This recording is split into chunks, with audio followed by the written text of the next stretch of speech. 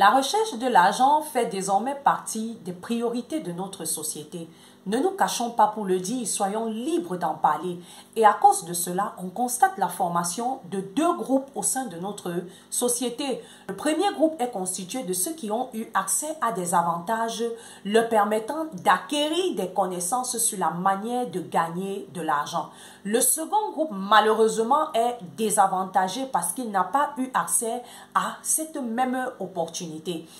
Et alors, d'où viennent cet avantage et ce désavantage? C'est ce que je vous invite à découvrir dans la suite de cette vidéo. Mais avant, si vous ne me connaissez pas, je suis Ariane Biakop, votre entrepreneur e-commerce. J'aide les jeunes et les femmes passionnés du commerce comme moi à maîtriser le processus de création d'un business en ligne.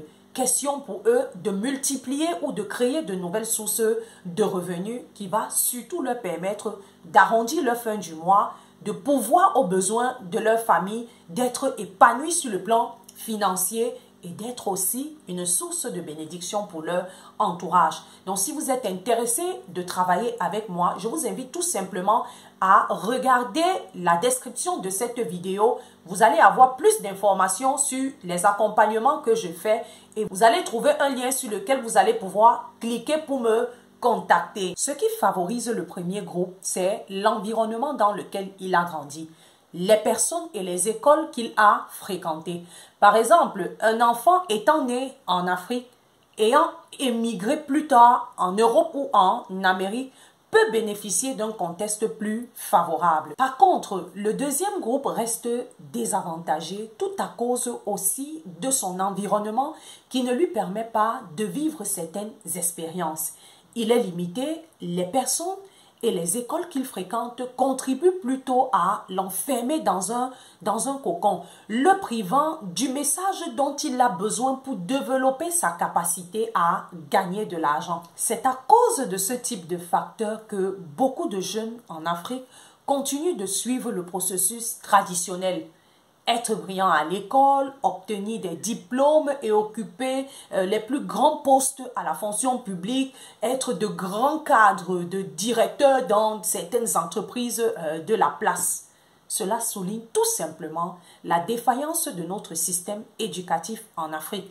Et plusieurs intellectuels africains ne cessent d'en parler de plus en plus dans des chaînes télévisées, sur les réseaux sociaux.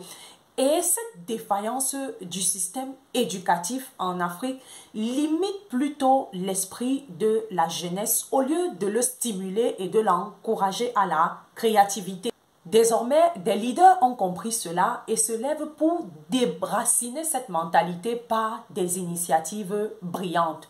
On constate qu'en Afrique, il y a un système d'éducation financière qui est en train de s'installer.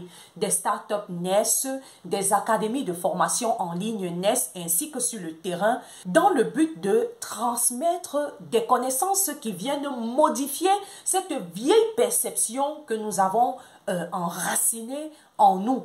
De ce fait, je veux ainsi féliciter l'école de création des richesses au Cameroun qui fait un excellent travail.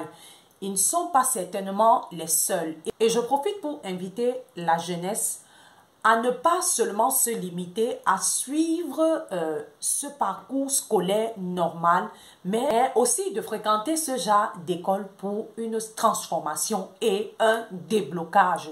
Parce que c'est tout cela qui va contribuer à leur mener vers le succès. Nous voulons voir l'Afrique différemment.